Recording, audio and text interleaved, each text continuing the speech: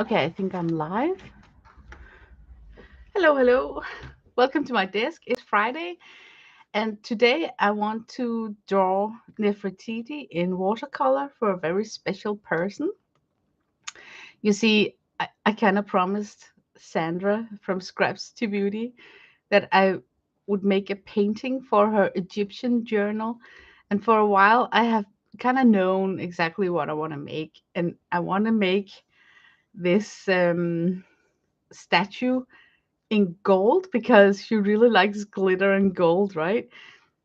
So I want to work with a composition where I make this looking like a statue in gold, and then to make it like really classy, I want a matte black background and then a border with this yellow right here.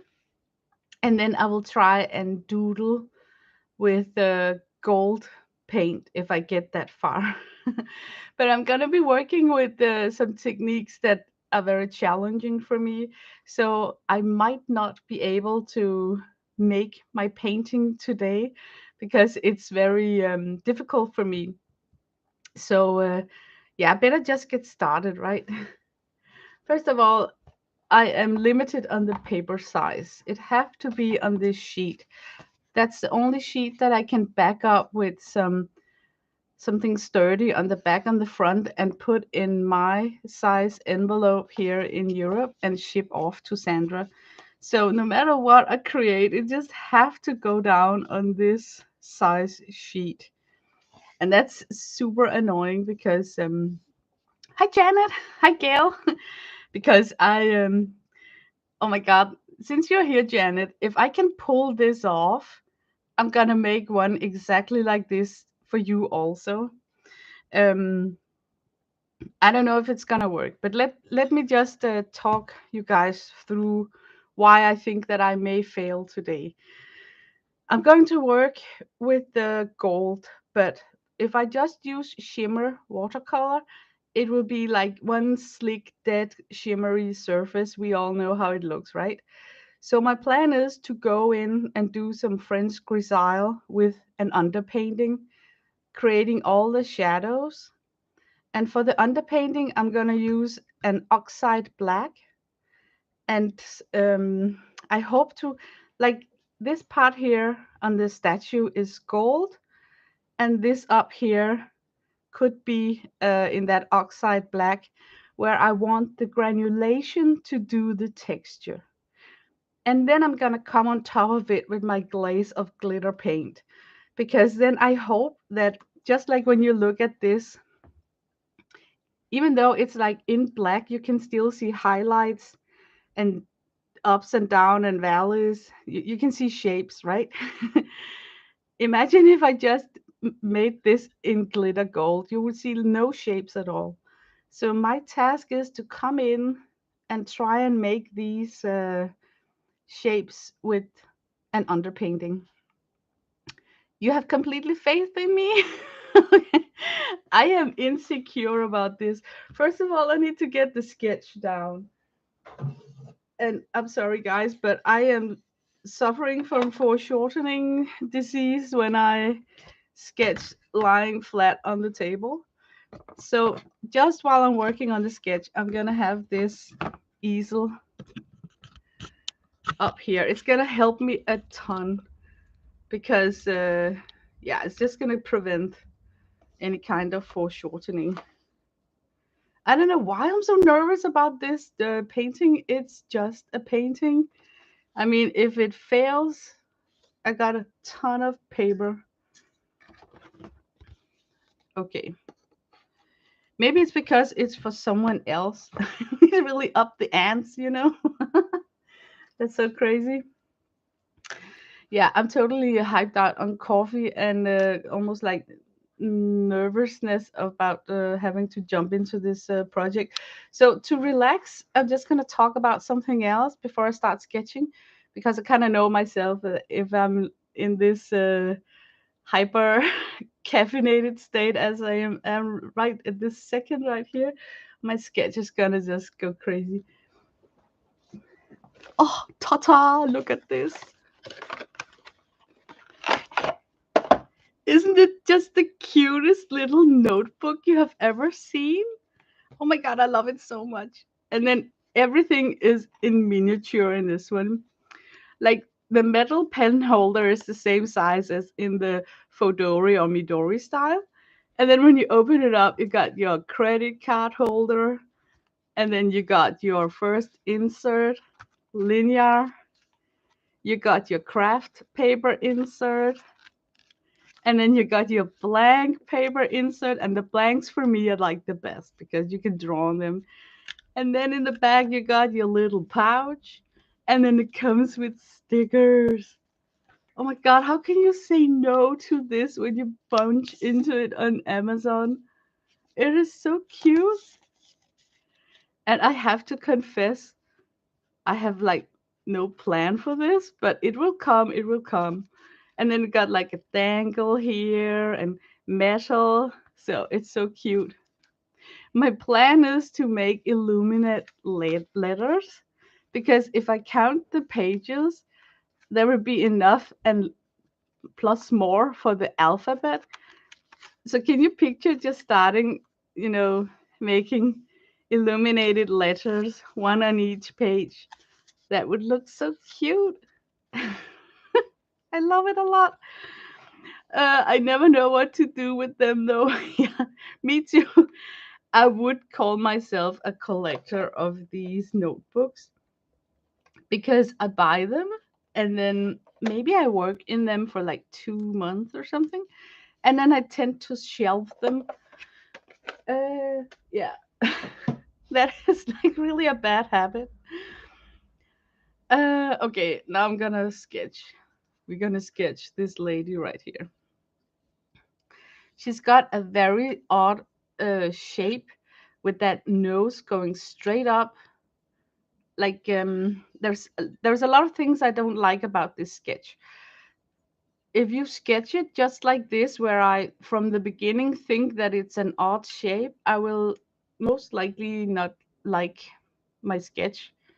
So I think I'm gonna, of course, stick to this, but alter it. Like here we go. We got a nose,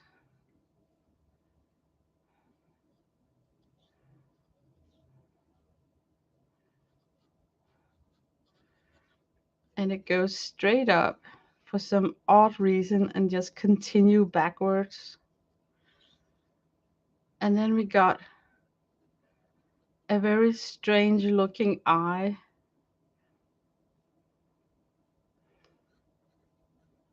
It's like almost a smidgen too small, I would say. And they carved in the wrinkles for the eyelid and also somehow placed an eyebrow. But it's all like carved in. And then there is like a 3D nostril, and then it goes into the lips, and the clay has like a 3D raised lips and an indent for the mouth, and then like the tiniest chin ever.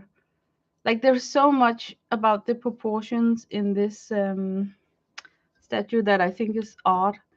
Then there is like a 3D raised profile for a jawline, and then a very small chin,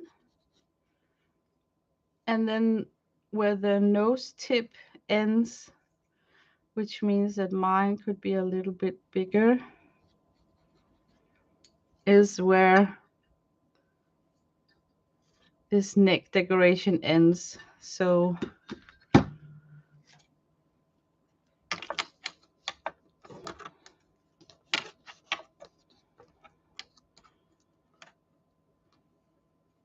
I got this area here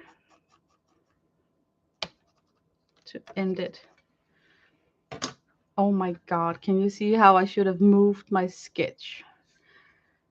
Do we have space for her ridiculous giant hat? Okay, let me get in the ear. The ear is extremely high up, like here. Here we got an ear ending at the nose tip. There are a lot of crazy enracement in the ceramic ear here. And then we have a rounded neck that's like very flexible.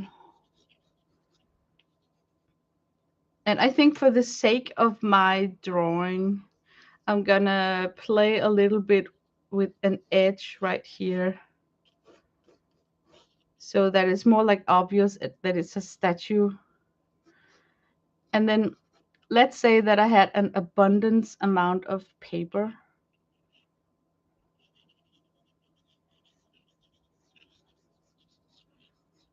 I'm out of paper. Oh my God, I knew it.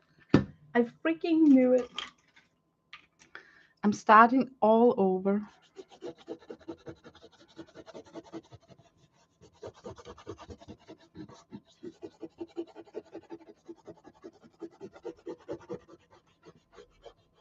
Okay, I love to work on huge sheets of paper because then you have all the space you need for your drawing.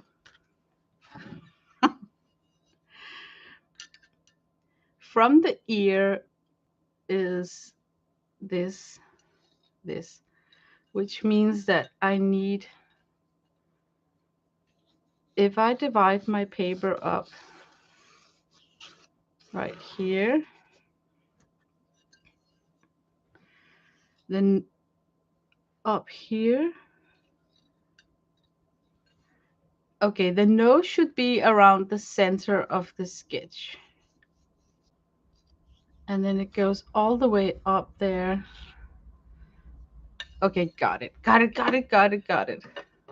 We're gonna start all over. I'm sorry I'm not looking at chat. I will look at chat in a second. I just need to lock down this sketch. Okay, think tiny, Lena. Tiny, small nose. A raise in the ceramic.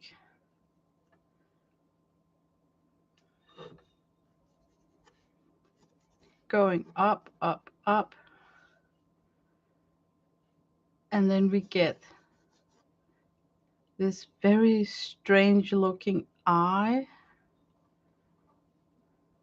It's almond shaped, but it's carved into the clay.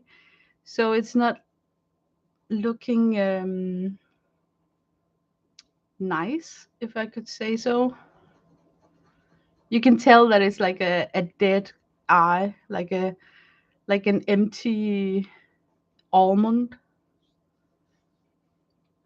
Okay, it's going up, up, up. Then we got a lip,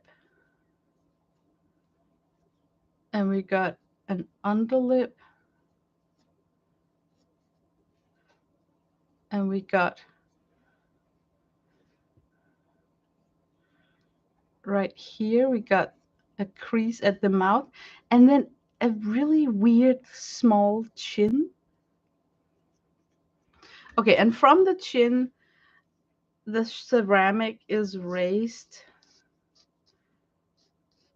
in profile, but the shape is going this way here. So right when her eyes are,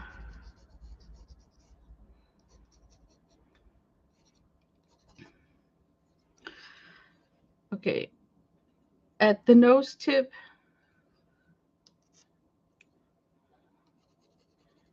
it's ending right there. Okay, the back of her neck ends behind her ear, but first I need to put down the ear. So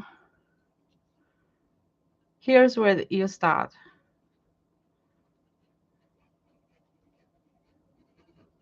And it ends at the nostril. It's actually going a bit farther down, then the nostril, and then we got all these crazy raised indentations for the ear. That's going to be a nice Peter to fight. And then we have, by the end of the ear,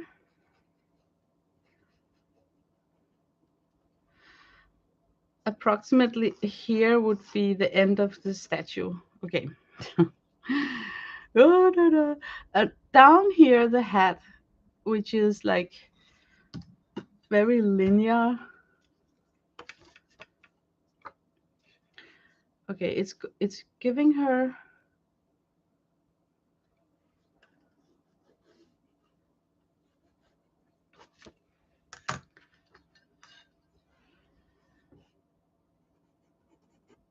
now begins that crazy hat. So it basically comes up with a little bit of attitude up here, like a slant, and diagonal with that line there, it ends. So I'm just gonna pull my ruler up. Whoa, is it somewhat diagonal?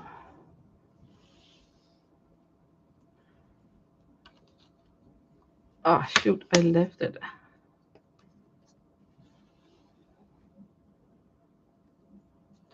I keep moving my easel.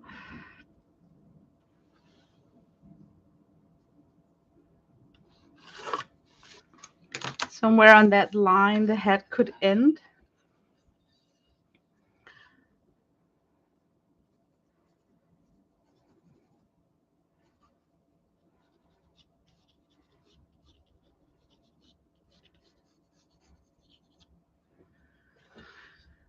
Okay, how do I like that?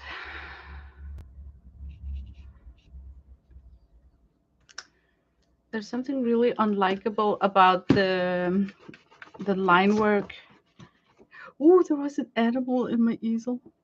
There's something really unlikable about the angle of the hat. I'm gonna erase the hat angle and lower my diagonal line and do it the opposite way. So I'm just gonna give myself a line on the hat that I would like like a pleasing to me. Because I would say it would be somewhat like,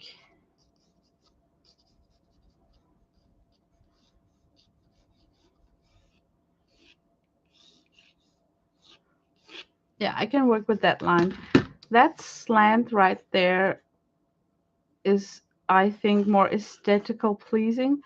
And then I just have to curve it downwards below the ear, still diagonal.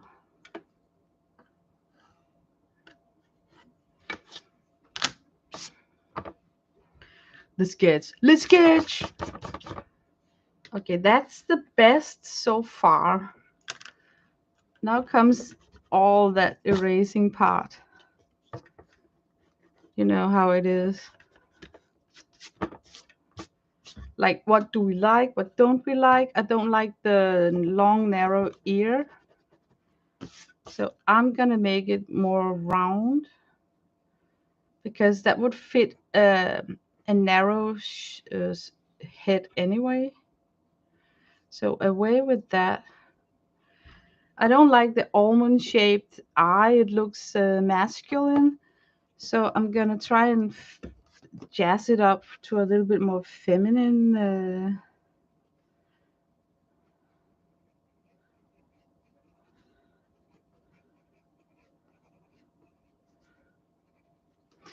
And I also think it would be more feminine if the end of the eyebrow was higher than.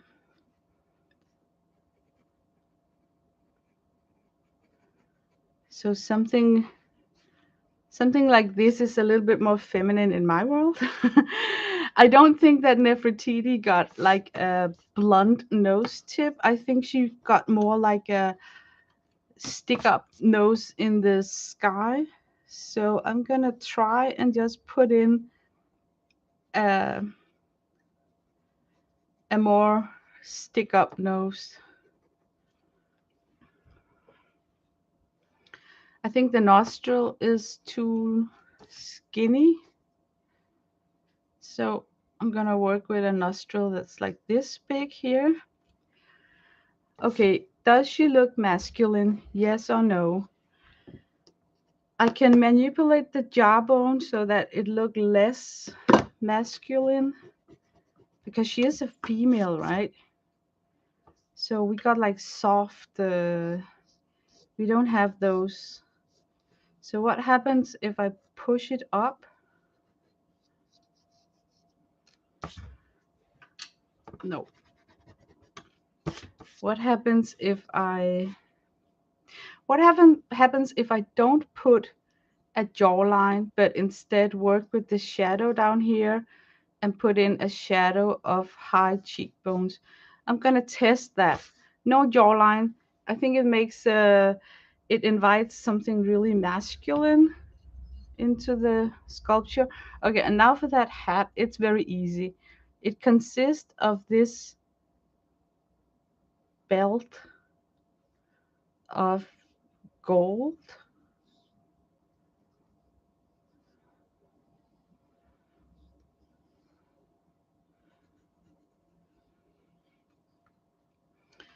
And it continues behind the ear a little bit upwards.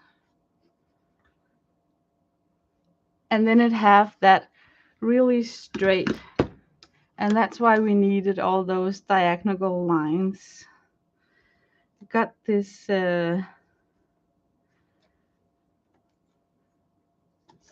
pattern. Ooh.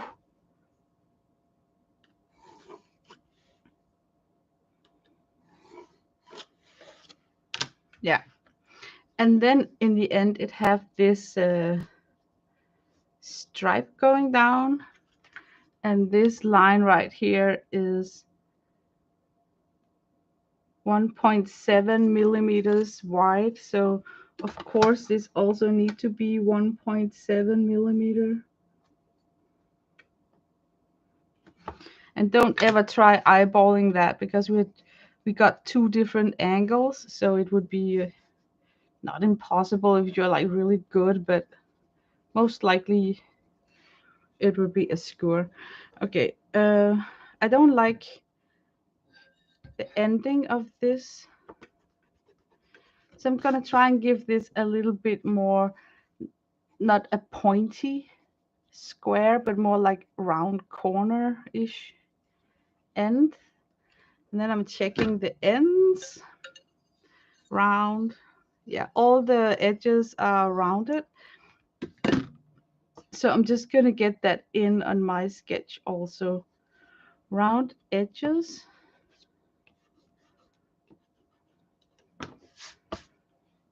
Okay, guys, we got the sketch. I'm sorry for missing chat. Okay, let's see. I'll try and read. Uh,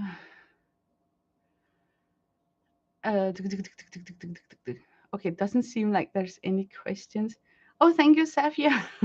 I just try to talk out loud so that you know what the heck is going on inside my noodle instead of just being really quiet. Okay, guys, listen.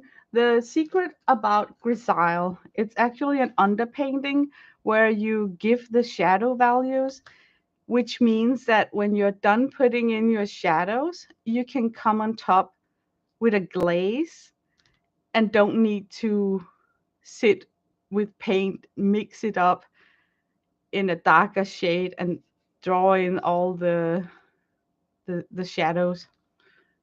Okay? So I'm gonna try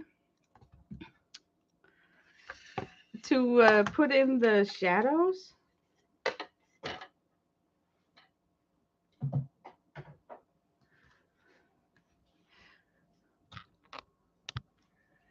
Bring you guys down. I'm just gonna kill that sunlight right there so you can see.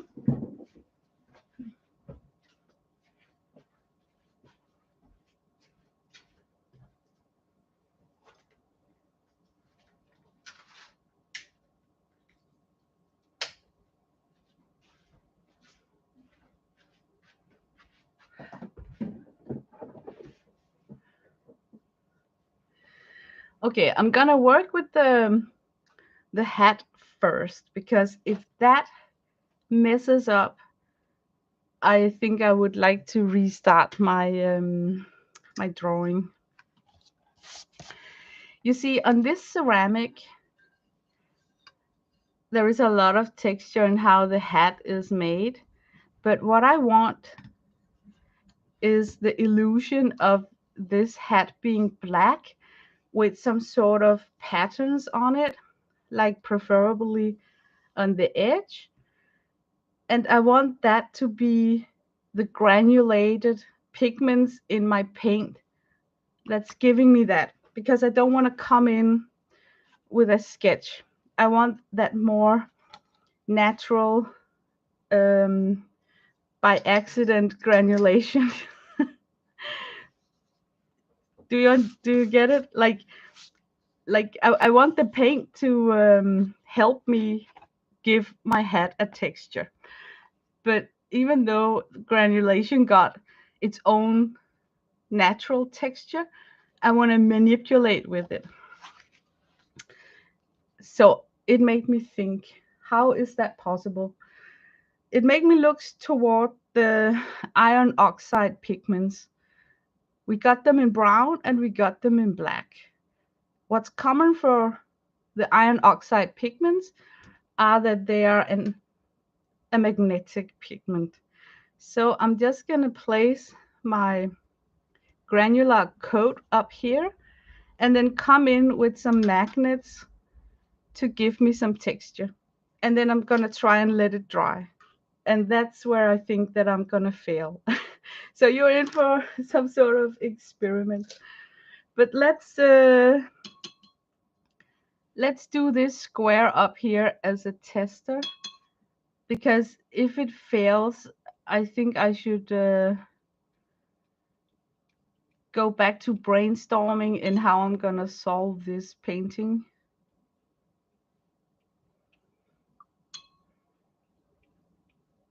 But yeah, there's not, it's watercolor, it's difficult to control, but the part that you can control and manipulate with would be nice in a watercolor drawing, because it kind of elevates the drawing, I think.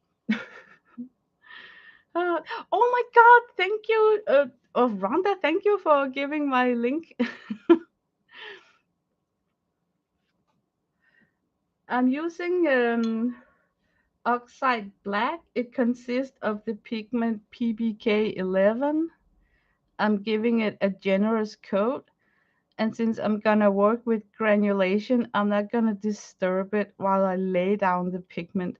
I just want to put down pigment.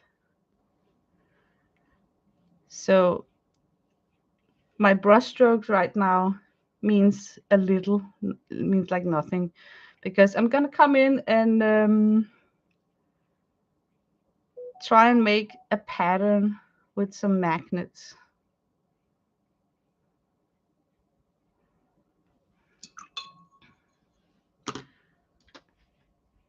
This is a magnet, and if I place that on the back of my page, you will see that I can twist and turn the pigments of the granulation. Can you guys see how it's happening? Or do I need like a stronger magnet? But can you see how I can pull it up and down the way I want to? Okay, that's the plan. So I want to line up my magnets with the shape of this line right here.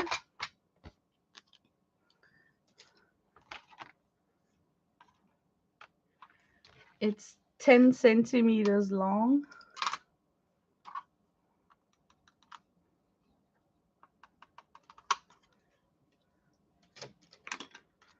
5 because it's an uneven number. We like that, right?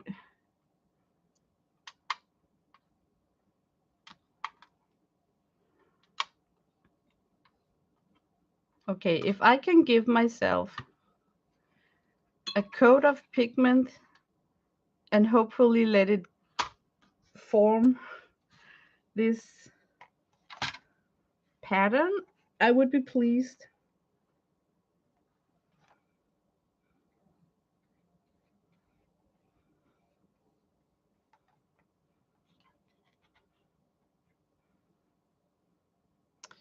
Watercolor likes to move in wet areas, so I'm just gonna add a lot of water to this and hoping that it will help moving the pigments. I can actually see where my magnets are not lining up.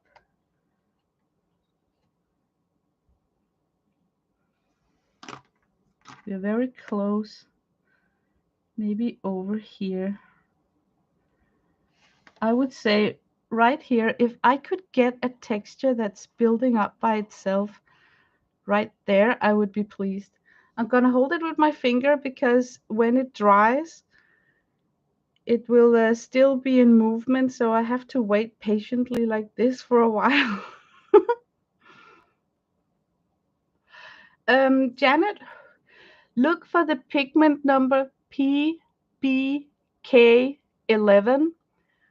And if you got the Daniel Smith, it's the Hematif Genuine.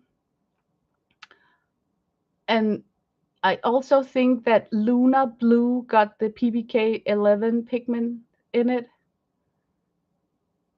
But if you look for the word oxide black, it will tell you that it used an oxide pigment. So if you guys find the word oxide and you find it, let's say in Ngram, you got like red iron oxide, then you know it's also a magnetic pigment. So if you want like a brownish, if you want to play with the quinacridone gold colors, the red iron oxide is a very likable shade color for quinacridone gold, and you can do the same trick with magnets. But you have to hold your paper and let the granulation sort of dry up on its own. I can't really let go, you know. So you're kind of stuck and married to your piece until it's dry.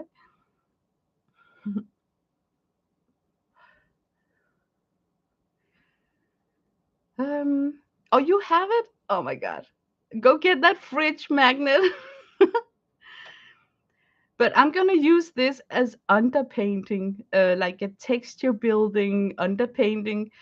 And my goal is to make it look like it's the pigments who has done the painting and not a human hand, because I don't think that I, with my brush strokes, will be able to line up the pigments.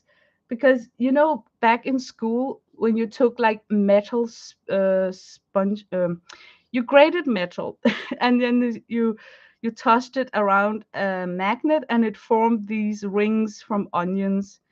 Those same rings are you getting in this? Can you see that spiky texture? It's like directioned, like okay, when it dries, I gotta show it to the camera. You cannot paint your pigments like that. Only magnetism can do this for you.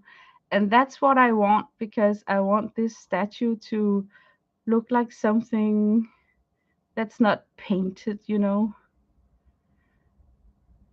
I don't want to use my heat gun, because as long as the paint is wet, it's still in movement. But over here is a good example where here we got pigments that are not affected by the magnets, and then close to the magnets you can see the pull. So it's just like gravity, like something is not caught by the gravity, and the things that are lining up in a perfect alignment.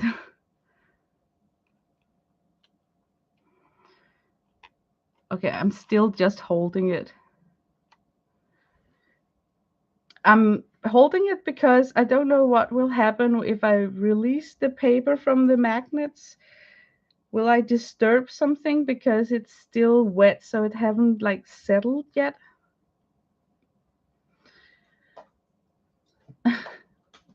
Oh my God, I am so sorry for not saying hi to all the people that are here. 13 people, that's a lot for me. So thank you for showing up on a Friday and share your Friday with me.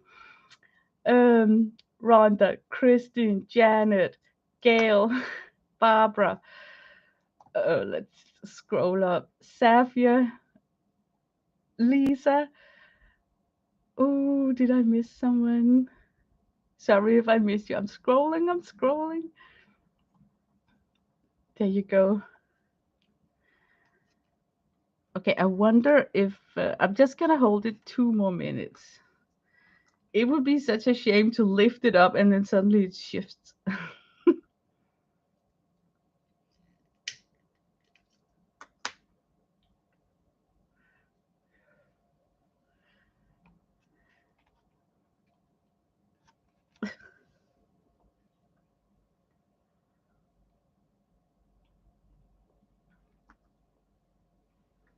This painting, oh, I feel like I shifted it. This painting is for Sandra's Egyptian journal. And since it's leaving, yeah, can you see how it shifts because it's wet? I saw it. I'm gonna redirect those pigments. Oh no, don't touch it, Lena. I'm just gonna I'm just gonna put it down. I was getting tired in my fingers.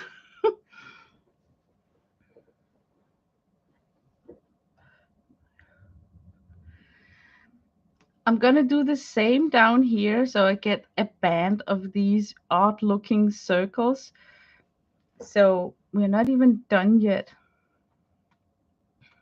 But I can start the measurement for that line. That line is 10 centimeters long. So 10 centimeters.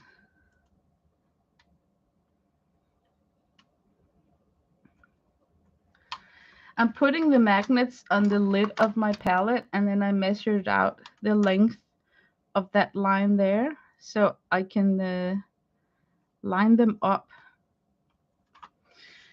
And once again, I picked an uneven number of magnets because I don't know who invented that scrapbook rule, but it was something about use an uneven even number. So I think I should soak up the excess water and then try and heat set what I got so far.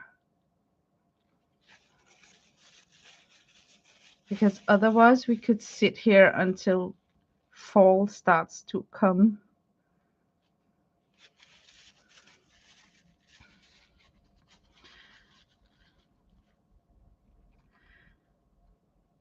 But let me call out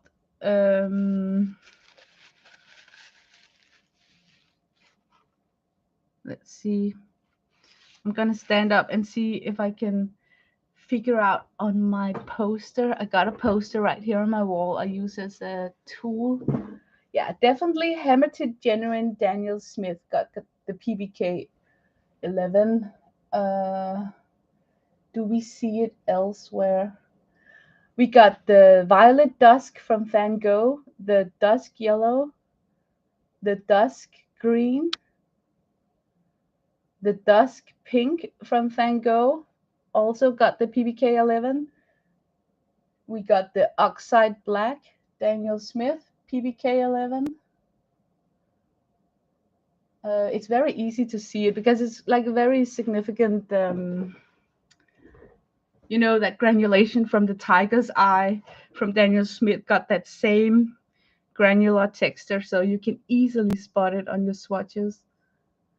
I would even say that the Bloodstone Genuine from Daniel Smith, if you got that too, it also have traces of the PBK 11, but not in such a strong quantity, just a hint of it. What else do we have? How about that brownish? You know the paint Hermitite Violet Genuine from Daniel Smith? I think it has PBK 11 too.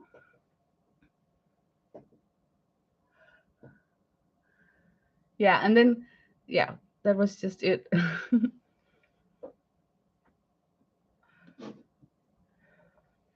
I'm gonna heat set it with my heat gun because now I think that I won't blow the texture away with the heat gun.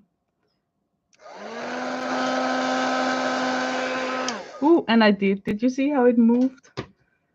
Oh my god, it's just gonna take ages to dry.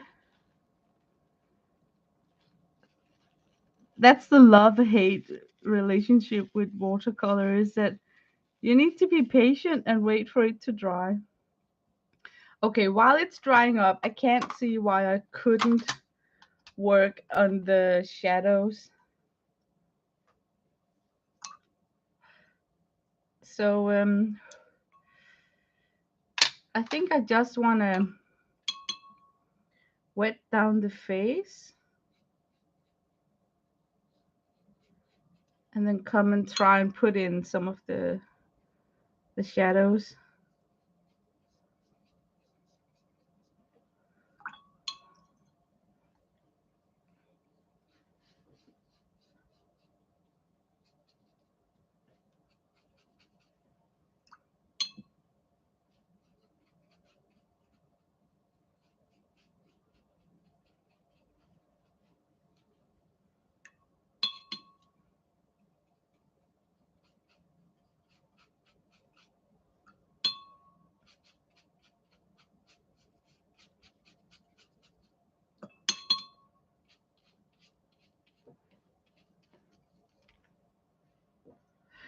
Okay, let me see. I would put, if it was me, I would put some sort, well, because it's like a statue, it doesn't have white eyes, it just have a dark iris. And I have never painted like that. I always give like a hint of an eye or something. So it's very new for me to think statue.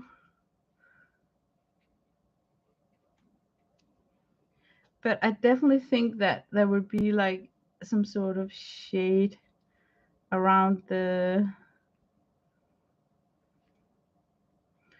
where the hat ends. And I want to put in some sort of cheekbones.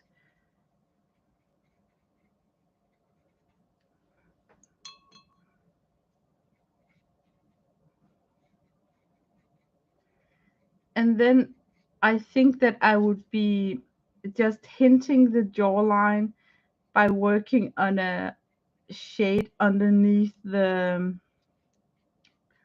chin. So I'm just hinting it. And then I would simply just go dark on the back, and then hopefully it will solve the issue for me with the jawline. And I'm very precocious with jawlines when it's female because very quickly it just turns masculine if you don't take care. Okay, let's see. That's not so bad. Oh, I'm sorry, you weren't even in frame. That's not so bad. I think I should let that dry up. And then if I need more dark values on some places, I can come and slowly drip them in.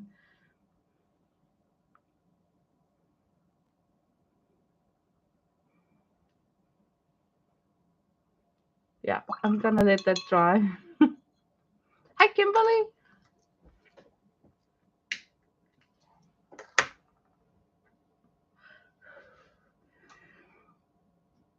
Oh, you're trying it right now, Janet? Oh my God, that's so exciting. I think you can do a lot of fun things if you know some, I don't know, fabric or I don't know. um, yeah, I'm just thinking on the top of my head. Uh, yeah, I can't even come with the. You couldn't wait. You're so cute. You're just like me. If I see something on a stream, I'm like frantically digging out my stash trying to keep up.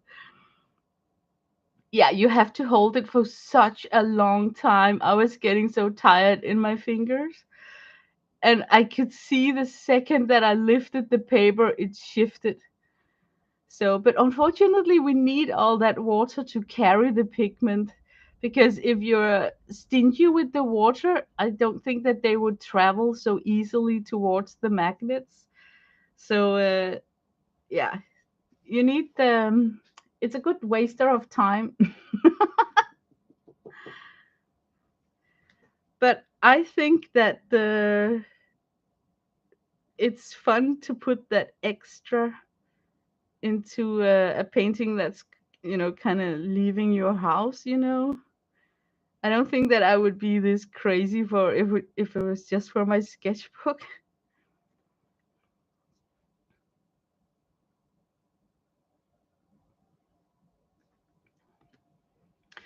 I'm just sitting here waiting for this area to relax up here. Let me try and tilt the paper. It's still a little bit liquid. Maybe I can catch the drop.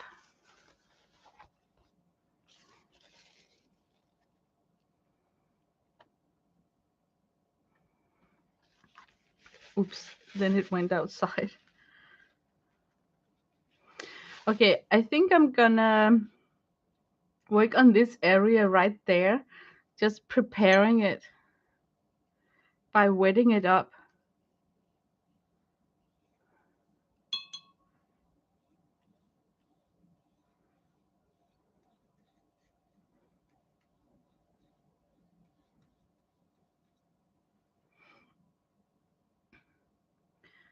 And then I'm gonna drop in the paint.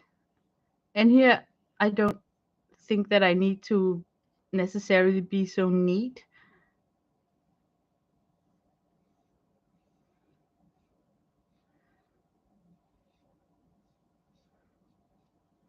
Okay, and then I'm gonna put it on top of the magnets.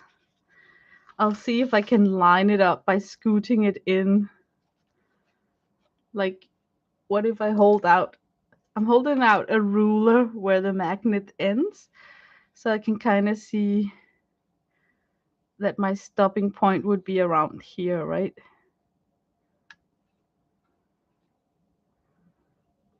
And then I'm just gonna let go. Oh, I'm so lucky it's just lying there by itself. I'm not even holding it.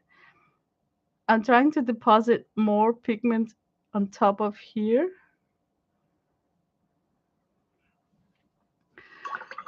Oh my god, you know what? Luck is a lady. I am so lucky that one of the magnets is like forming a half on the front of the tiara.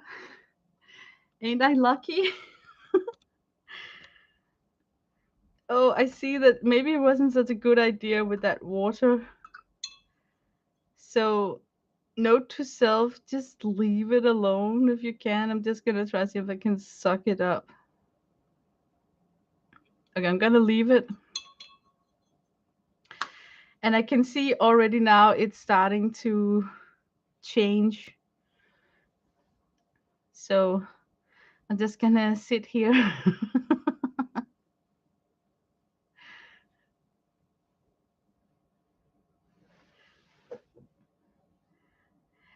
My plan is to glaze this over with a gold paint so that you kind of get the feeling that it's a black hat that have been coated with a leaf of gold. And I'm so excited if it's gonna move the underpainting, what's gonna happen. I don't feel that I can top coat it with some sort of medium because I want to continue working with watercolor on top of it. So I want that watercolor paper surface. So no hairspray, no gel medium, just you're just gonna see if it works.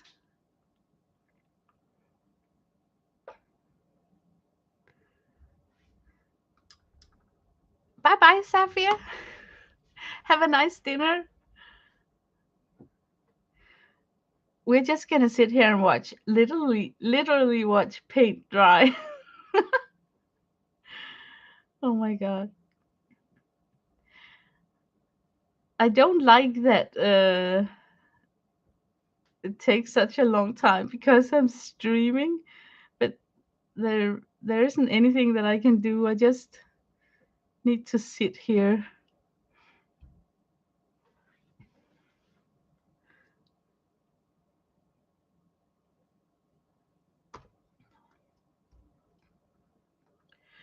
I think Bob Owen is back home. She streamed this Monday.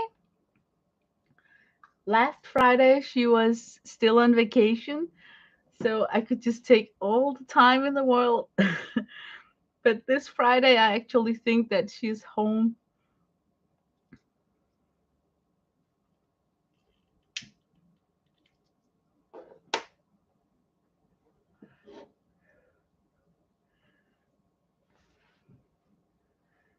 So, oh man, maybe I should. No, I shouldn't do anything. I should just wait. Just wait for it to settle.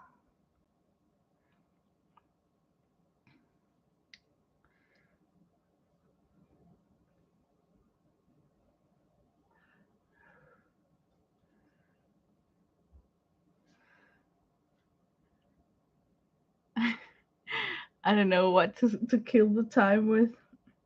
Okay, I'm just gonna start talking about random stuff. You see, this week I've been busy. I've been trying to boost up my Patreon account. So I've been uploading a lot of different stuff. And on my Patreon, I painted inspired by Joanne Bon Thomas this beautiful line of washing line. Isn't it cute? I just love the way that it's blowing in the wind. But I actually also used the PBK 11 for this painting right here.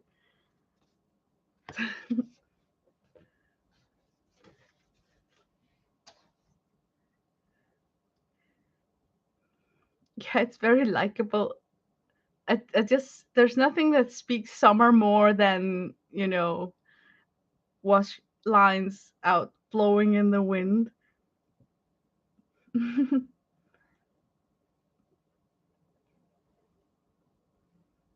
Oh, thank you, Rhonda.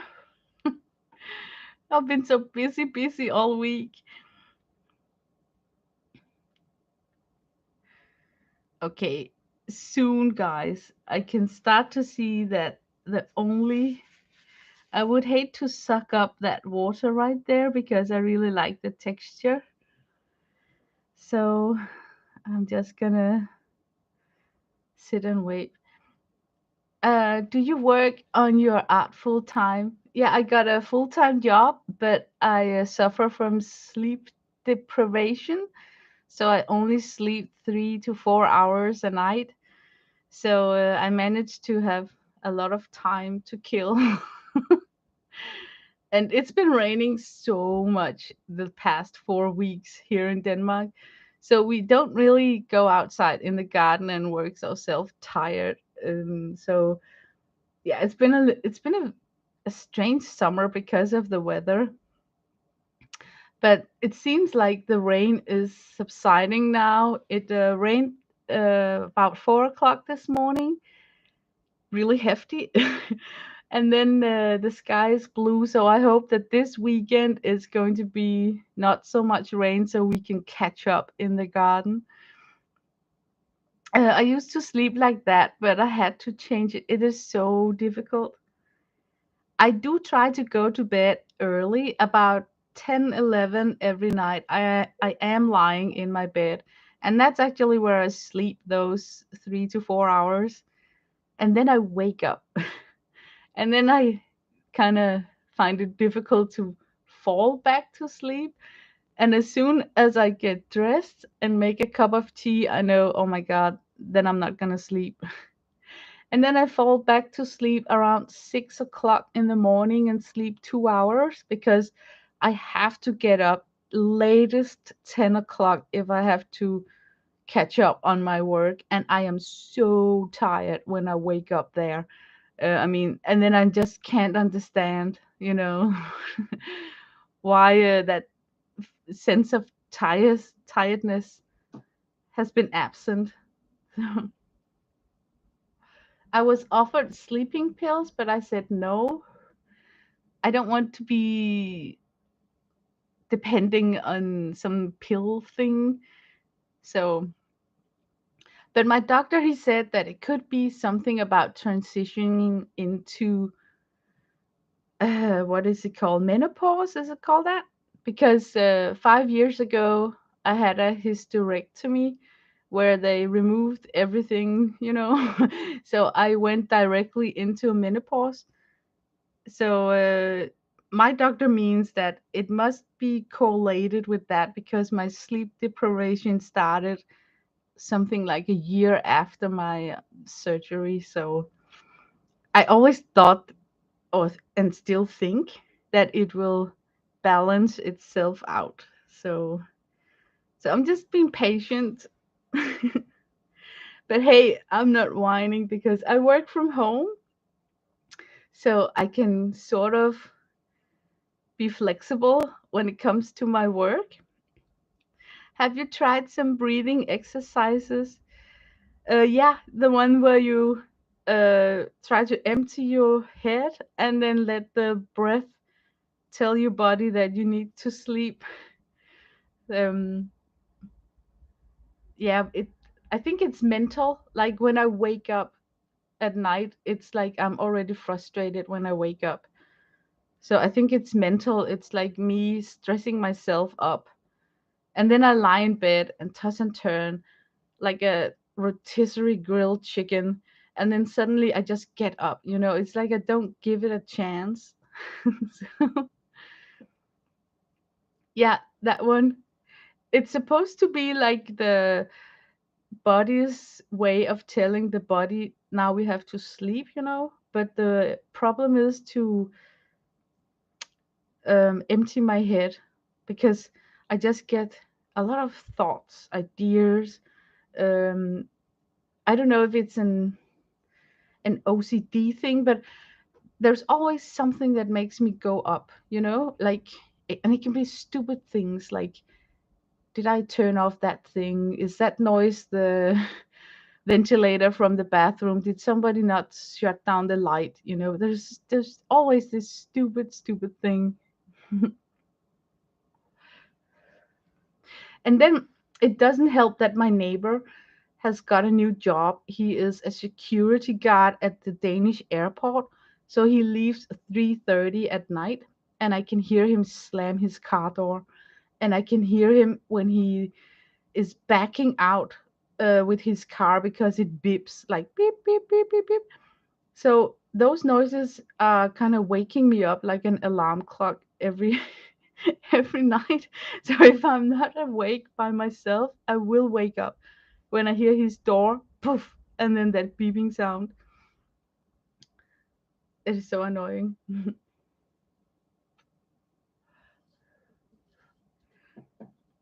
But so far I can still cope. I mean, I feel that I am sane. People around me might think differently. Yet the pondering, oh my god. And then there's like all these noises, and lucky for me I got a cat, so I can kind of call off some of the noises thinking that, oh, it's just a cat. But an empty house makes noises.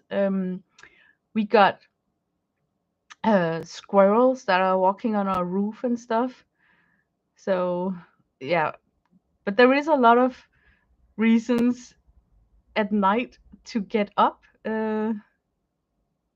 I feel, because if I nap during the day, it's so different. It's a whole different nap. It's like the good nap, the nap where you fall asleep and wake by yourself, and not because something woke you up. So yeah. Okay, guys, I think now I can slowly lift it up. Whoops, it's up, it's up. Yay, and we can proceed. Yeah, sorry for this taking so long. I kind of knew that it was going to be a little bit tricksy to film and stream. I'm gonna paint the rest of the giant hat.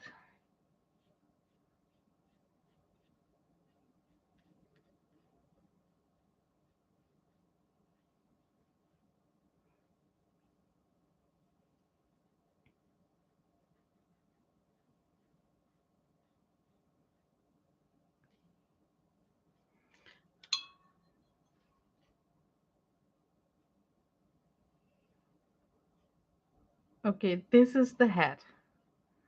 I'm just correcting this line up here. I think that we got our underpainting down sort of the way I wanted it. And maybe I should drag down a little bit more shadow here.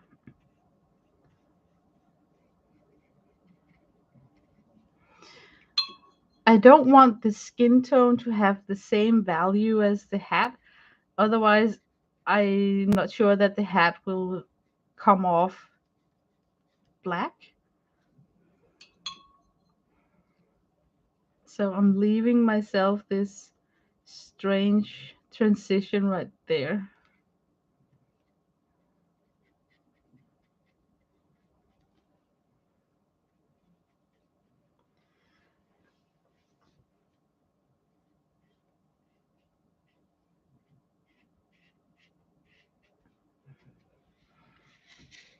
Okay, down here at the end of the statue, we got some gibberish thing too. So I think that I will, believe it or not, I'm gonna continue with the magnet down here.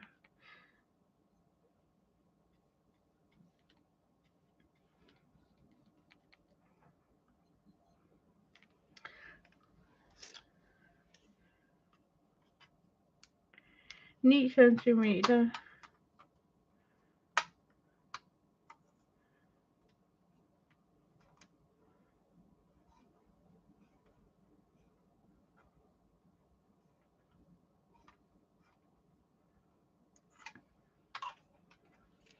Let me see if I can give it a more lighter coat, and then it will probably dry up faster. So if I'm not so splurgy with the water.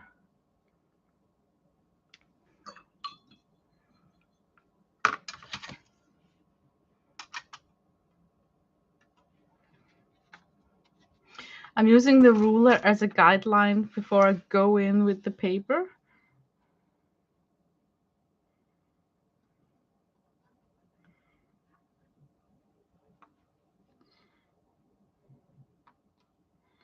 It's not like it's having contact. Maybe it's just too narrow.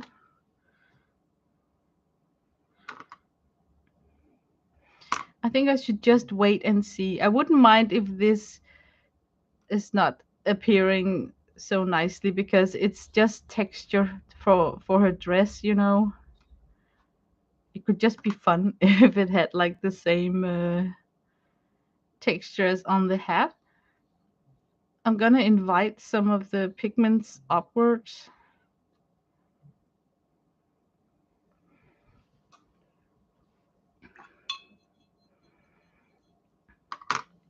Yeah, no matter what, already now I like it. You know, already now I can tell that I would adore a granulated texture like this far more than the regular granulation, because the regular granulation in a wash, it would lay down like this in the nooks and the crannies of the paper. This is the exact same sheet as I'm working on right now. So forcing the pigments into some sort of pattern, I think, is more beautiful. Like uh, like I can clearly tell that these pigments are lying differently than they do on the washcloth line drawing. So, hi Riri. Try the sleeping aid for a week. I did and it did the trick. Habits are a pain in the neck. Yeah, habits. Really, I think a lot of it has to do with habits. I was quite sick for 2 years where I didn't pay much attention to my sleep because I was in pain, So there was a lot of excuses for why things were topsy turvy in my end. But now, where I'm feeling so much better, I am surprised about how sleep deprived I still am because I thought some of it was because of my pain. Remember, I had a lot of joint pains and stuff and arthritis issues and ended up in a wheelchair. Oh my God. So back then, I thought that it was because of that. But now, where I feel so much better, I can see that it's just been a parallel thing going on. So I really would like to turn back to the way things were back in. We don't even have to go that far back, maybe just 8 years or something. 8 years ago, I also worked so much. We had the shop back then, and I was working like 80 hours a week, and I was so tired constantly. So when I went to bed, it felt like I only had slept half an hour, and then the alarm clock was ringing, and I had to get up for work. That was my life for a long time. But I'm thinking that maybe all this extra freedom from working from my own home is making it more difficult for me to go back to how it used to be. And then when I talk with my hubby about it, he's like, "Yeah, but Lena, it wasn't healthy back then. Back when we worked our asses off, that wasn't healthy. So being tired and being exhausted is not the same." And he said, "You were so exhausted that you just blacked out." And I can see that it makes sense what he's saying. Like, it's not healthy to work yourself to exhaustion, so you kind of black out like I did. Yeah, I think I'm in a better place now. Now I just have to change. Um, yeah, and the reason why is this important, right? It's important because I read you are most likely uh, going to trigger dementia if you don't get your sleep like 6 or 8 hours in a row, guys, like nonstop. So no nightly visits to the toilet, no, no nightly getting out. So I'm really focused on I'm in my bed the same hour every night as far as I can. I may deviate during weekends if we're doing stuff or I get caught up in something, but I'm very focused on having that daily day routine, go to bed, get up at the same time. So it's been so difficult not to take a nap during the day, because that's not allowed. If you want to sleep through the night, don't nap during the day. So, but yeah, I also think that the life sometimes is so exciting. Like things going on, things are happening. I'm watching things either on social media or YouTube or on the TV or a movie with the family. So I work up a positive acceleration, and then it's difficult to just say, okay, go to bed. So I try not to be so much on the computer, like, or TV, like 40 minutes before I have to go to bed, because I'm obviously so childish that I can be, like you can work up a dog if you grab the leash in your arms and you say, "You want to go out? You want to go out?" I can be exactly like that from watching something funny on TV or getting excited over something. So, yeah. Okay, I think soon that I can hit it with a heat gun and we can proceed with the drawing. drives me crazy. I am like the worst of, you know, I can't, it's like a bubbly feeling inside.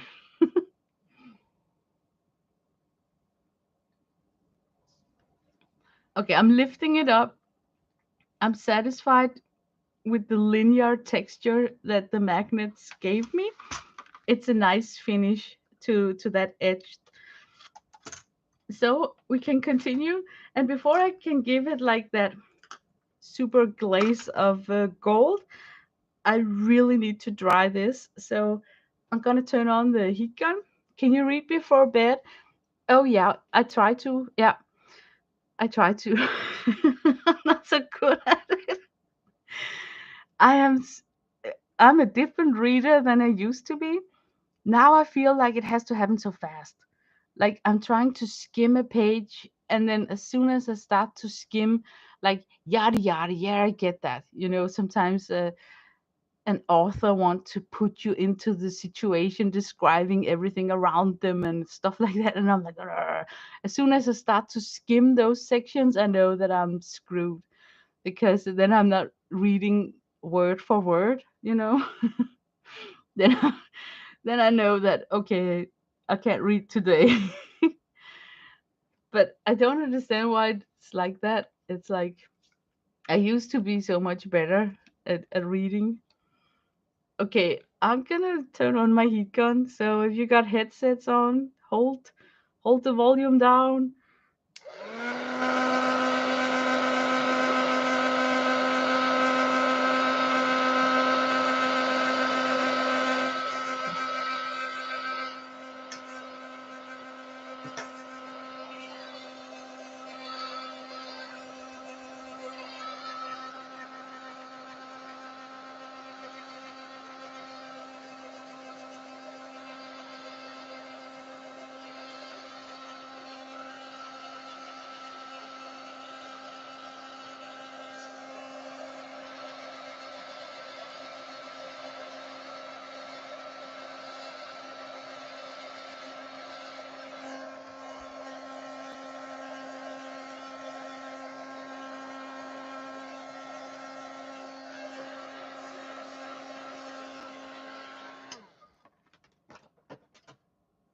Okay, it is as dry as I think it ever could be,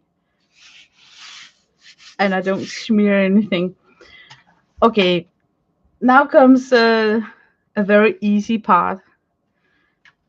The good thing about Grisile should be like this, and I don't know if this is gonna work. It should be that I only need to glaze, which means I can do like long strokes. And since I am going to cover the surrounding area with a matte black acrylic, I did that on purpose.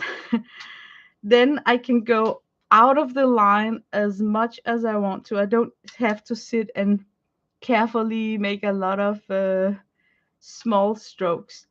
And I like that technique because I'm not sure if this gonna lift because it's watercolor, so it's not permanent. So to give myself the fastest application, I have decided to do my background in an opaque acrylic. So now I'm waiting for this to be really like watered down in a huge wash. So I'm just now going to glaze everything on this page, and I'm gonna be like super fast. So don't think that it's because I'm sloppy. I just need a super fast glaze. What I hope is to get the texture of a golden statue. Look, it already picked up. Oh my god. New plan, new plan, new plan. Okay, salvation. This is going to be golden. This I can still save. Oh my god, it's picking up so fast.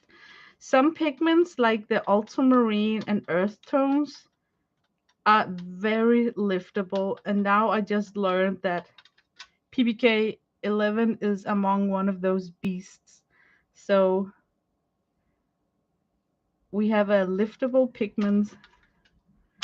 So I really need to be careful.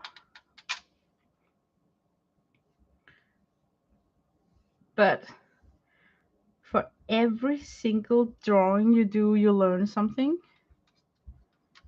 And that in itself is cool. What's not cool is that we forget so fast what we learn. Okay, here I got like one stroke. Like this. I can't go back because otherwise I'll lift it up. Okay, let's let that dry. I don't think that I see that statue kind of thing that I was hoping for. Oh man, I feel like coming in with more gold because I don't like there's like several areas that are not covered up. But okay, before I start ranting about this coverage, let's just let it dry and see what it does.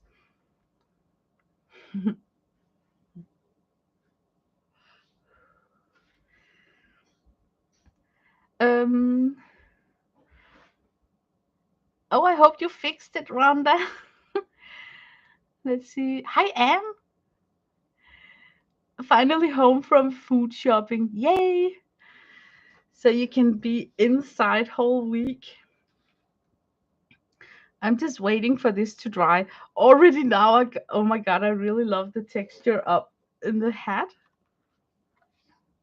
I really like that grungy, messy look right there.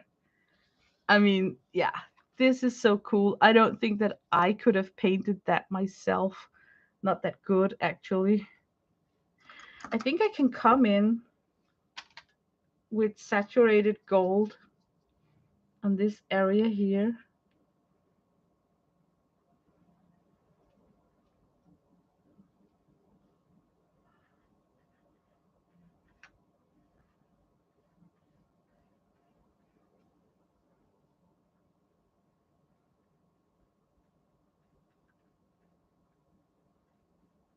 Yeah.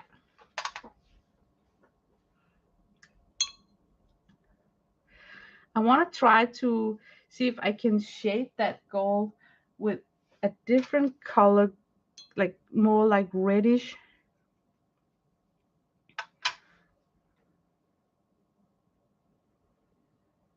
No, let me just test it one more time. No, there's something in this reddish that pushes away the pigments from this pan here. So that was not a good call. Oh man. I think I should give myself another coat of that gold up here.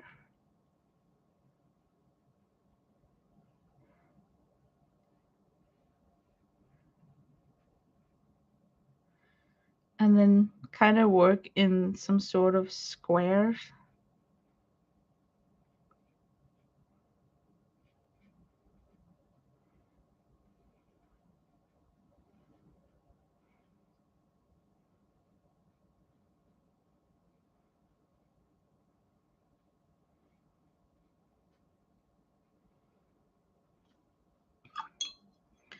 I wonder if I can lift off this right here.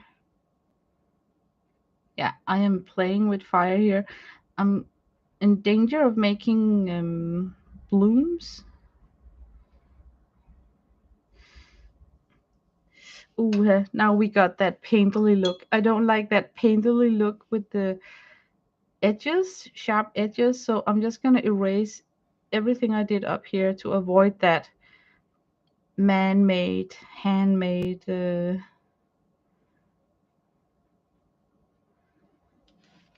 patina, you could call it.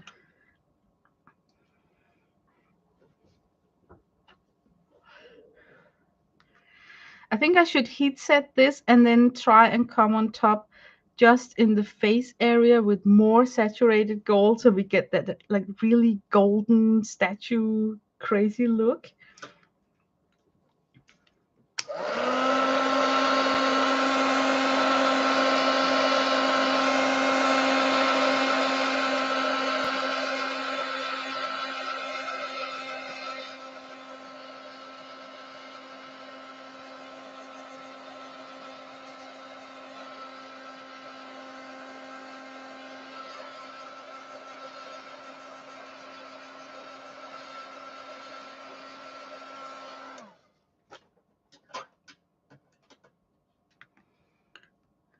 Maybe I should try and shift my gold. Do I have a different brand? Thinking. A different brand. Of course, I have this one over here. Okay, Okay, I can get rid of this statue right now.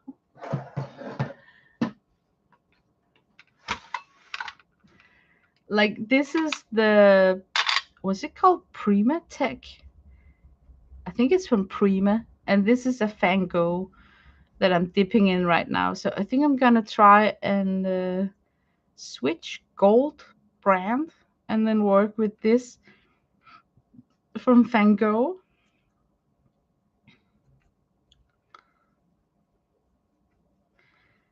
I'm just starting it up with a lot of water. I watched a video once from CC Creation where she talked about how important it is to warm up your glitter gold palette pans by just giving it time to reach some sort of a milky consistent, so it's not so watered down. So she did some drop test where she was just sitting like I am like right now, stirring up the pan, and then she was dropping on her palette, and if it formed a thick round bead like mine did just right there, it's almost ready. The issue is just that I need a wash of this, so I'm gonna start depositing a lot of liquid in my palette so I can pick it up with my wider brush. And the reason for using a wider brush is because I need as few strokes as possible, so I eliminate the possibility of lifting off more of that underpainting.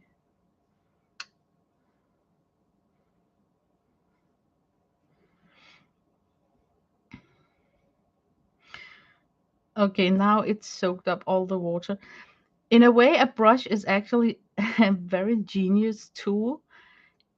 If the brush is drier than the liquid pan, it will act like a vacuumer and suck up moist in your pan. So not only can you use it to apply water into your half pan by just dipping down your brush in rinse water and back on the pan, you can also use the same brush to suck up all the liquid from your pan.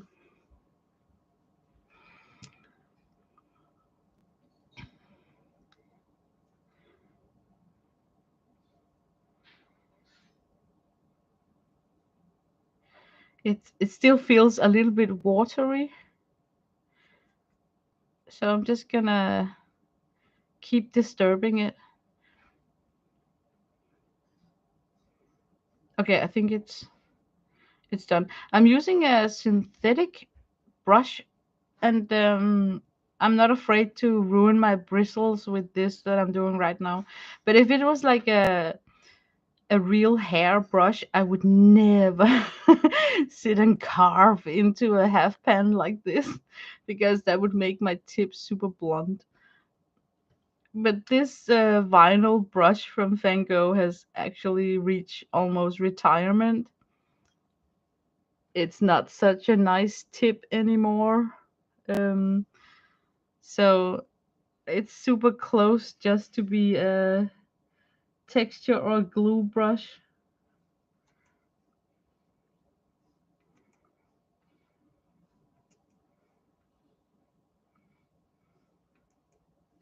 by swiping off the water, but on the edge, I suck up more from the pan. So that's how I can vacuum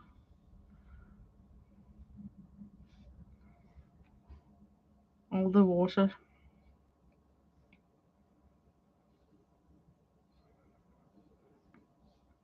Okay, and now a good tip.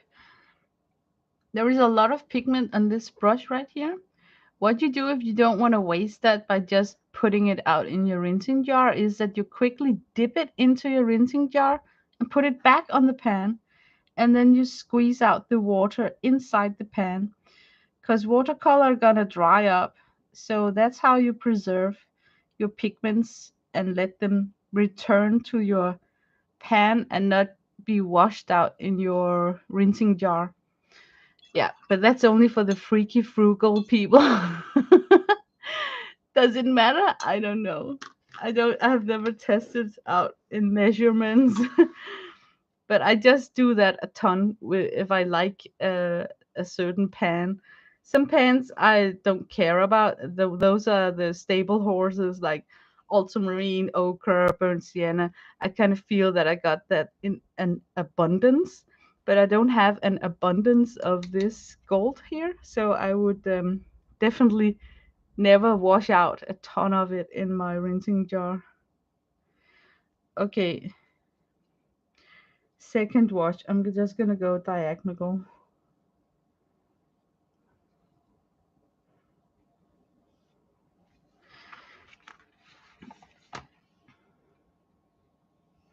I'm slanting my paper so that I get that infamous wet bead at the end of my wash so I can transport the pigment downwards and hopefully avoid getting too many stripes.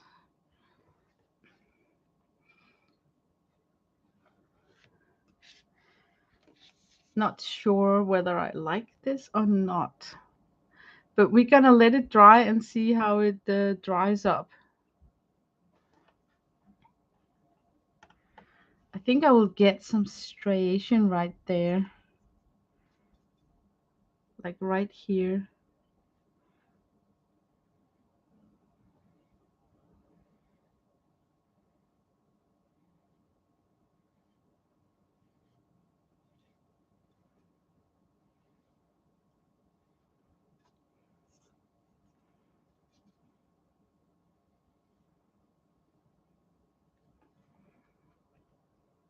Yeah, I'm still getting, I see striations. Um, a way to get off these striations is to mist it from a distance. Mist it and then just leave it and see if it kind of want to spread and feather out a little bit more. Okay, and now this must dry up. Maybe I could get like a fatter coat of gold up here.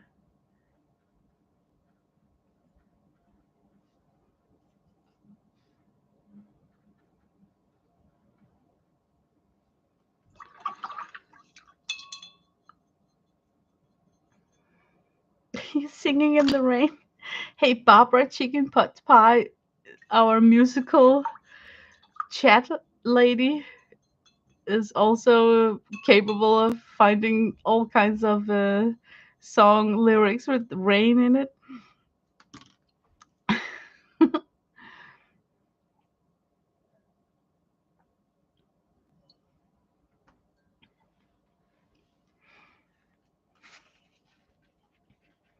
Oh my god, there is like a ton of drying time involved in this drawing here. I'm just gonna let the worst evaporate off and then I'm gonna hit it with a heat gun. So a couple, 2 minutes maybe. I can't believe how much paint you watched dry during this stream. Oh, my sun is down, so now I think that I can take back my curtains from the windows.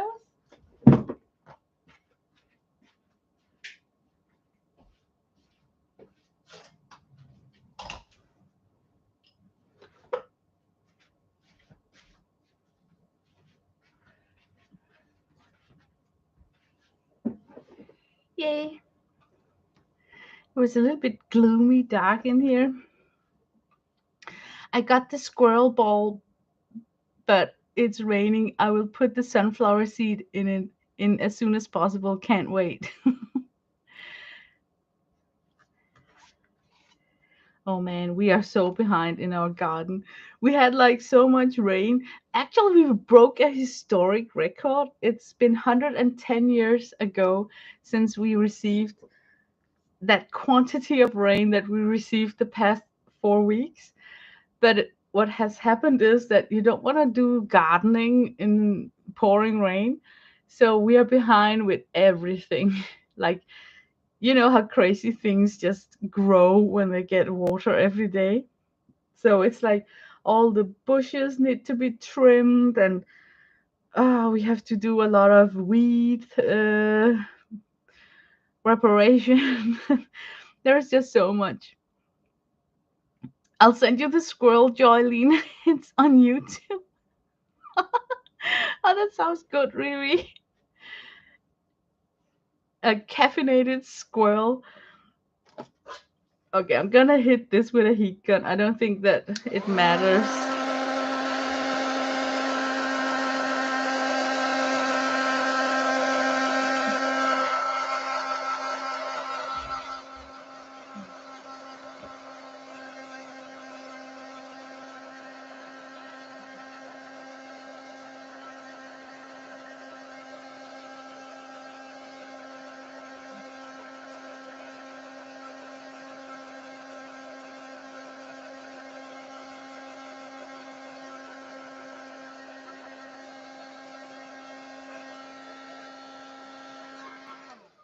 Yeah, I think I can. And now for the finishing state. Are you ready? This has been like a strange painting session to watch. You know, just like your negative paint, you know, by carving out a shape by painting around it, I hope to get somewhat of a negative paint effect by carving out this statue with a black background color. So in my head, this should look like pretty like pretty nice, but you never know until you try it. So what kind of brush should I use? Maybe this one. I'm just gonna find that a suitable brush for me to use. Okay, we'll try this. No, I want like a flat half-inch brush. Is that too much to ask for?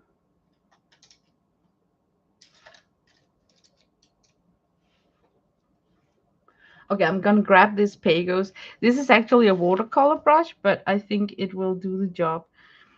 So now I'm just very gently going to follow my sketch line.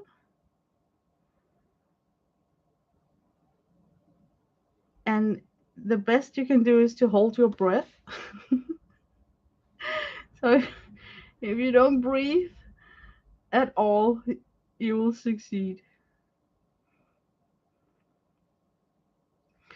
Up here, the hat got, you know, we have to make the illusion that she's wearing this hat, so it might need some bumping in and out.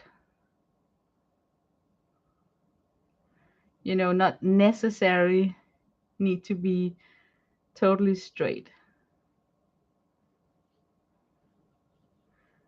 And then I have to remember that this whole clay statue had rounded edges, so I'm just gently gonna round the edges.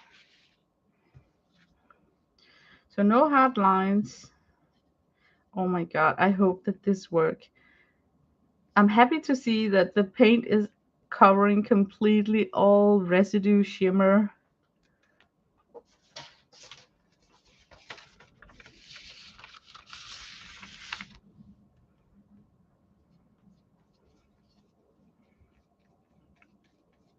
I hope that that dead black background will make this clay sculpture pop.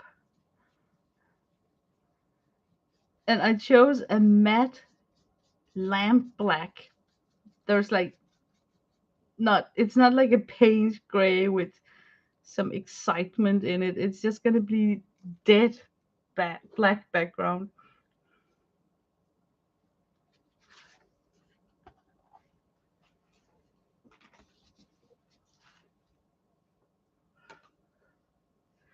Okay, round edges.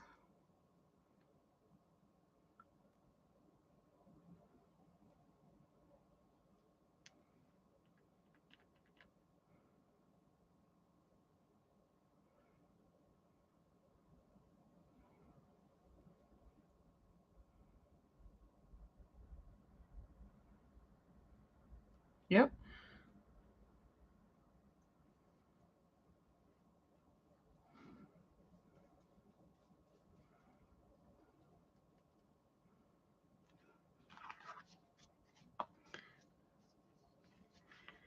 And here I think it's a little bit difficult to see my sketch lines. What would a clever person do? Let me just dim down this light here and see. Okay, I can better tell my sketch lines when it's a little bit dark. So I'm gonna dim my light a little bit.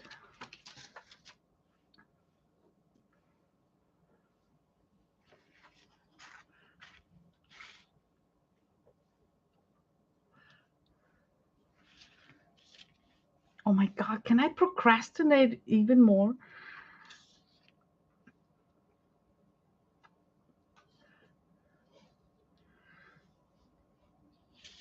Okay, just do it. Nike says, Lena, just do it.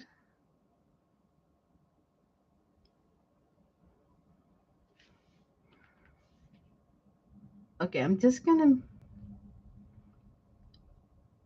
like, a lot of people think that I know what I'm doing and that I'm super confident, but I'm not in real life.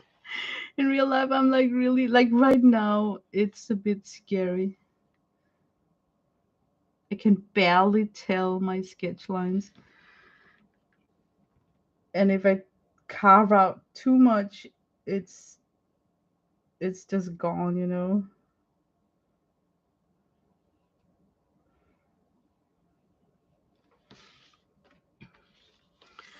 Okay, change position. I think I should go for the nose. And it's gonna start a little bit under the hat.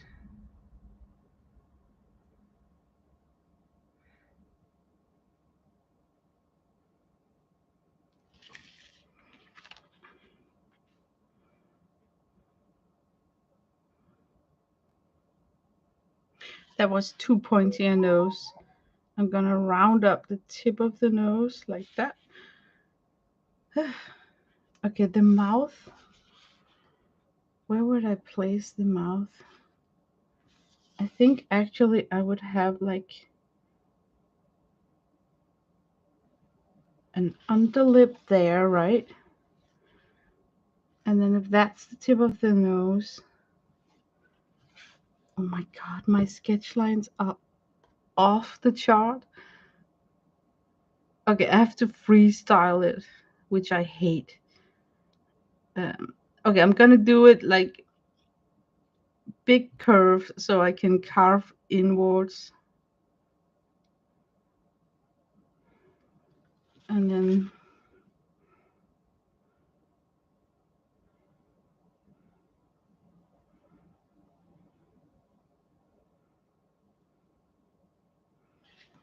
okay, I'm just gonna black this out and see if I like that shape. I gave myself a little bit of marking with that underlip. Now she's like, it's definitely not like that. It's, oh my God. She's yelling at me from her tomb. Can you hear it? That's not how my lip looks. Okay. I'm gonna stick with that.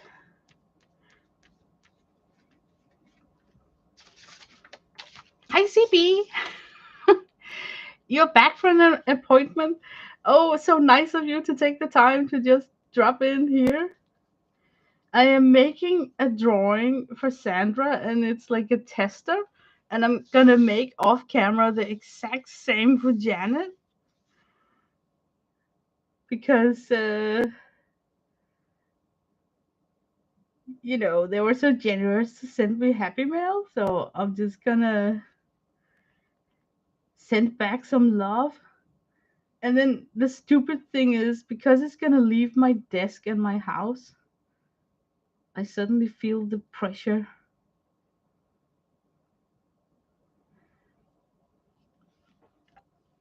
Okay. I think I got.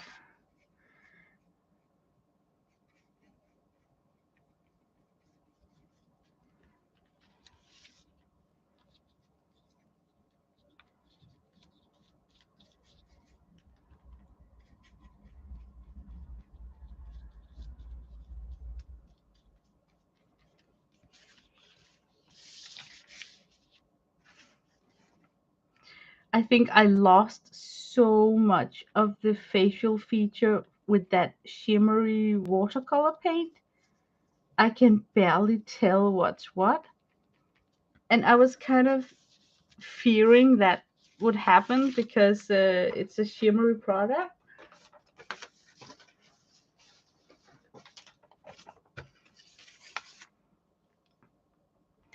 I think if I could go back, I would not have put on the last glaze of the gold.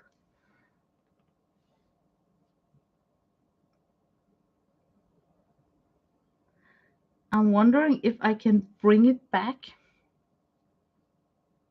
Oh, shoot.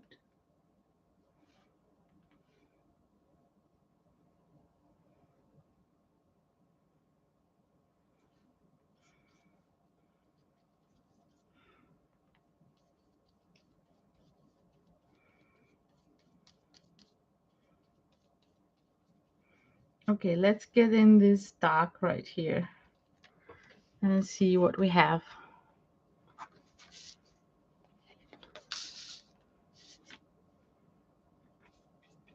There's something really unlikable about the lips.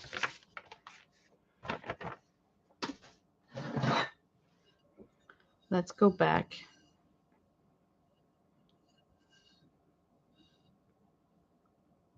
I think what's unlikable is that the underlip is a smidgen more outwards pointing than the upper lip.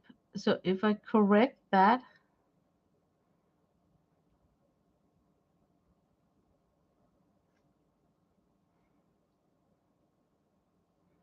I mean, it wouldn't hurt.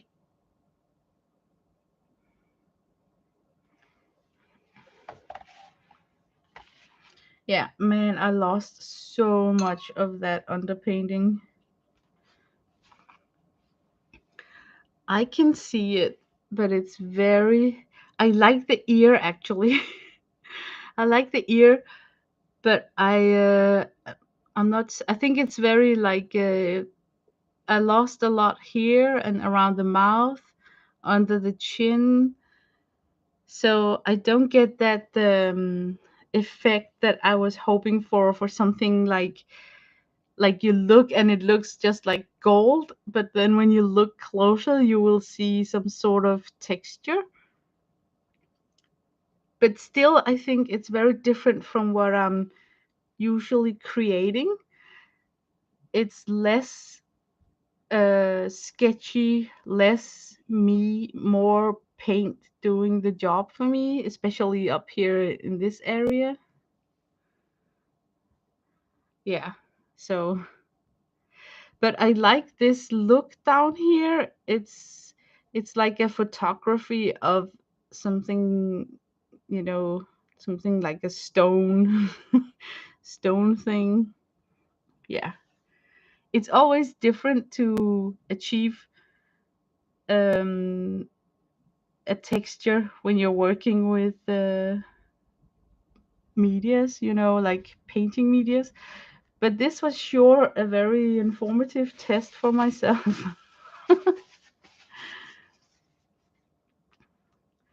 Let's see. Yeah. You know what? I think I should just be content. It was like the first try, and I'm gonna make one more, and then I'm gonna be more precise with my underpainting and less shimmer on top. I think the thing I want to bring with me from this painting session is that it is super hard to work with the shimmery watercolor if you don't want to have that in like one shaded shimmer all over the place. Like if I tilt this paper, it would be like I feared if I can. Yep, right here. Can you see? Like like glitter does this to your paintings. If you see it from a certain angle, all you can see is only the glitter and no shapes. So yeah. Yeah, but it's fun. I think I'm getting there. I really like this texture up here. And I love the way that paint is doing it for you. So when people look at it, they are thinking, wow, you know, how did you how did you do that? So that's what I like. Yeah. I think I should be content. This was a good first tryout. I think that I want to come on top with some sort of a foiling, like if I did some sort of a foiling stripe just to break it up so that it's not like just a dark piece of paper. I don't really know what to do about framing and stuff. So, yeah. But there is something about the line work in this where it's like super straight right here. So maybe on my next tryout, I will try and work more with these shading area here. Okay. But thank you guys for being such a good sport with all that drying time. It must be like a pita to wait for. Hopefully, I will post something. Oh my god, you know what makes this sculpture dynamic? It's the slanted angles. Can you see that? Like, I don't have that on mine. How did I miss that? Okay, I'm gonna make this one more time and then I'm gonna remember that dynamic that happens when you have that slanted ankle going on here. Yeah. Okay. Let me see. I'm missing a lot in chat. Uh, oh yeah, you were at Maryland. I saw that Sandra. She just filmed just a little tiny snatch, but in that tiny clip that she uploaded to YouTube, we managed to just greet everyone in the room, and it was fantastic to see you in real life, all you beautiful ladies. Usually, we don't see people. We only see we're like the hand ladies, right? You only see our hands, and then we don't know how people look in real life. So it's just it looked like so much creativity was going on. I mean, all the tables, they were just, like stuffed with things, and all the things that you had stashed underneath the tables, it really looked like, there wasn't that item that you couldn't approach in that room. That was so cool. I love the way that you are meeting up. I wish I could be a part of it. Okay, guys, I think that I'm gonna end my stream and then, yeah, hopefully we all will have like a nice, cool weekend. Mine will be because our temperature is like not summery. Yeah, everyone is so kind. I could just imagine that you could go up to anyone and say, "How did you do that?" And they would take the time to share. That's the best. Some of the YouTubers that I follow, like real artists, they skip a lot of things. It's like they're secretive. Like they speed paint and then suddenly they clip, and then you can see that they jumped over something that was important. And I always feel that it's deliberate. They want to share, but then not. So I just love this open community where we are not afraid to goof up in front of each other, and we're not afraid to ask one another. So that's so cool. But okay, I think in 8 minutes that Barb Owen will come on. So I'm just gonna go out and get something to eat because it's dinner time here at my house. And I didn't prep any dinner at all. So my poor hubby, he must be starving. It's 8 o'clock, so it's like 2 hours past our normal dinner time. And I first have to make it from scratch. So it would be like a 9 o'clock uh, evening dinner.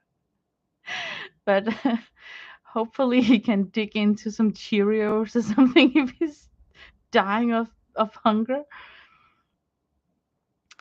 But I want to end the stream and wish you guys a nice weekend. So see you out there. Bye bye. He won't starve. He can live on love. You forgot a word. You forgot the word handle. He can live by making his body eat the love handles. No, just kidding. Yeah. Bye bye. Take care. Also, you and yeah. Hi.